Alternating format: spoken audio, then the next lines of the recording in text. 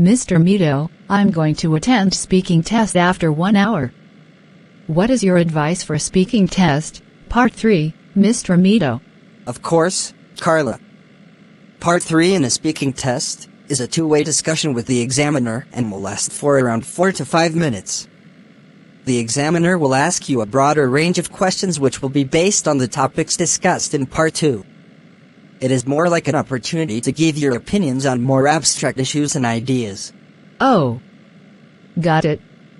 Suppose I'm in a real speaking test, Part 3, now, and you're the examiner, Mr. Medhat. May you show me how could my perfect answer be? Okay, Carla. If the topic of Part 2 was about describing any animal, so my questions as examiner will be such as, do you think animals have feelings and rights? Why?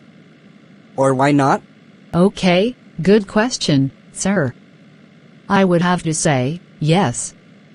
Animals are as angry as humans, as hungry as people, as excited as us. No more differences between the cats and people in feelings and rights. Animals need to be safe, satisfied and familiar with their owners. APO, Animal Protection Organization, seeks to reveal animal rights all over the world. School teachers should teach their students how to kindly treat animals at home and in the streets. Very clear and impressive answer, Carla. Now we reach your test center. I wish you the best of luck. Tell me more later. See you, Carla.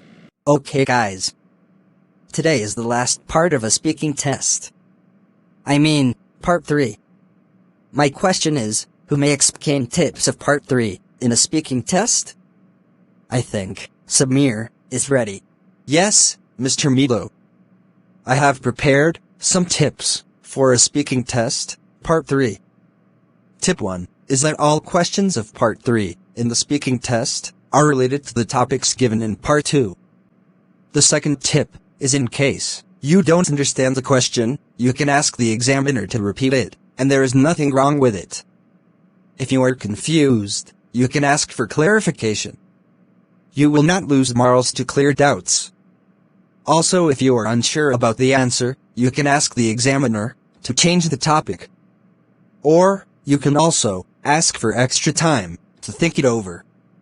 The third tip is to select your words carefully. It is recommended not to finish the entire speech in one sentence. You can bring emotions whenever adequate. You can try talking like a native English speakers. Perfect, Samir. Thank you. Now, let's see Carla's answer. Okay, Carla. Let's move forward to Part 3 in the speaking test. I will ask you some questions related to your previous topics in Part 2. Carla, do you keep a pet? Not currently. I would like to, but I'm actually not allowed to, because of my apartment regulations. Additionally, I live in a small studio apartment, so it wouldn't be the best environment for a pet, unless it were a cat or a small animal. Moreover, I work full-time, so I wouldn't have a lot of time to tend to the pet. So, do you like to see animals in the zoo? Not really. Sure, it is interesting to see them, but I also feel sad seeing them in cages. In my opinion, wild animals shouldn't be in captivity unless they have some sort of injury. Actually, I think it is a shame that humans feel the need to see nature so badly that they cage them and charge people to enter. All right. Last question, Carla. If you raise children in the future, will you allow them to keep a pet? Yes, for sure. I would like to make their dreams come true of having a pet, as many children want. Moreover, I feel a pet is a great addition to a family.